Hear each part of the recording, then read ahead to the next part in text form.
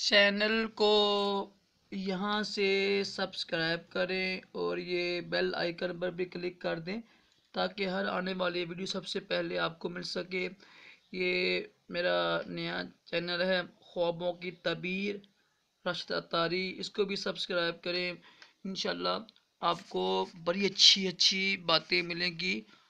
خوابوں کی تعبیریں میں انشاءاللہ پیش کروں گا۔ بسم اللہ الرحمن الرحیم، صلو علی الحبیب صلی اللہ علی محمد۔ راشد عطاری خوابوں کی تعبیر لے کر پیش خدمت ہے۔ بہت ہی اچھا سلسلہ جا رہا ہے ہمارا، الحمدللہ لوگ پسند بھی کر رہے ہیں۔ خواب میں اللہ تعالیٰ کا دیدار کرنا، سبحان اللہ۔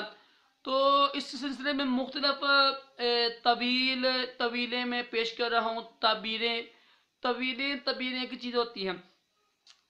تو پیچھے بھی میں نے ایک بیان کی تھی نا کہ جس نے دیکھا کہ اللہ تعالیٰ نے اس کو بزرگ بنا لیا ہے، مقرر کر لیا ہے تو خواب میں، تو دنیا میں اس کو مصیبت ملے گی۔ کیوں کہ دیکھیں جو اللہ کے دوست ہوتے ہیں نا، جو اللہ کے نبی ولی رسول ہوتے ہیں، ان کو زیادہ تکلیف پہنچتی ہے، ٹھیک ہے، دنیا میں ظاہری طور پر، تاکہ ان کے جو ان کے سمجھ کے جو ان کی عظمت ہے نا وہ بلند ہو، جنت میں درجے بلند ہوں۔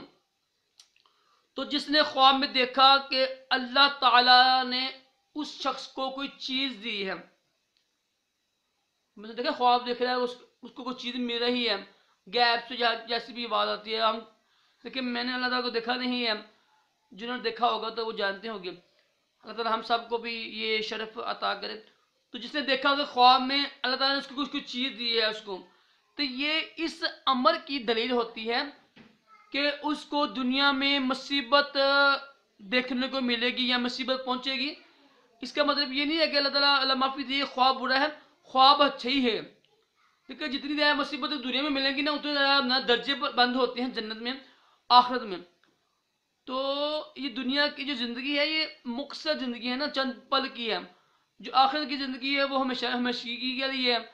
تو یہ اچھا خواب ہوتا ہے کہ اگر اللہ تعالیٰ کو چیز دی ہے نا، اس شخص کو چیز دی ہے یا اس کو مقرر کر لیا ہے، بزرگ بنا لیا ہے، تو اس کی یہ تعبیر ہوتی ہے کہ اس کو دنیا میں غم مصیبت دیکھنے کو ملے گی، لیکن یہ خواب برا نہیں ہے۔ اللہ تعالیٰ ہم سب کو اپنے دیدار سے فیض یافتہ ہونے کی توفیق عطا فرمائے اور دونوں جہانوں کی بلائیاں عطا کرے۔